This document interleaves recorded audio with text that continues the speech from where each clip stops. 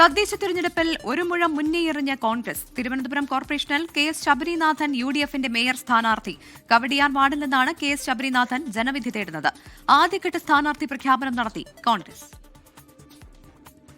തിരുവനന്തപുരം കോർപ്പറേഷനിൽ തിരിച്ചുവരവ് നടത്താൻ പ്രമുഖരെയും യുവാക്കളെയും പരിഗണിക്കണമെന്ന AICC നിർദ്ദേശം ഉൾക്കൊണ്ടാണ് KS ശബരിനാഥന്റെ സ്ഥാനാർത്ഥിത്വം. ശബരിനാഥൻ താമസിക്കുന്ന ശാസ്തമംഗലം വാർഡ് വനിതാ സംവരണമായതിനാലാണ് തൊട്ടടുത്ത വാർഡായ കവടിയാറിൽ മത്സരിക്കുന്നത്. 48 സ്ഥാനാർത്ഥികളെ പ്രഖ്യാപിക്കുന്നതിൽ മുൻ MLA ശ്രീ KS ശബരിനാഥ് അദ്ദേഹം ഈ പ്രമുഖ സ്ഥാനാർത്ഥിയായിട്ട് കവടിയാറിൽ മത്സരിക്കുന്നു. മുതിർന്ന കോൺഗ്രസ് നേതാവ് ജോൺസൺ ജോസഫ് ഉള്ളൂരിൽ മത്സരിക്കും. KSU ജില്ലാ വൈസ് പ്രസിഡന്റ് വൈഷ്ണവി സുരേഷ് മുട്ടട വാർഡിൽ മത്സരിക്കും.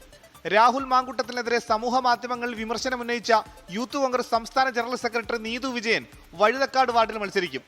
പ്രചരണത്തിന്റെ ഭാഗമായി 101 വാർഡുകളിലും K മുരളീധരൻ നയിക്കുന്ന ജനകീയ വിചാരണ ജാഥ നാളെ പ്രതിപക്ഷ നേതാവ് VD സതീശൻ ഉദ്ഘാടനം ചെയ്യും. 10ഇടത്താണ് കഴിഞ്ഞ തെരഞ്ഞെടുപ്പിൽ UDF ജയിച്ചത്. ഇതിൽ 8 കോൺഗ്രസിന്റെ സീറ്റുകൾ. 24 തിരുവനന്തപുരം.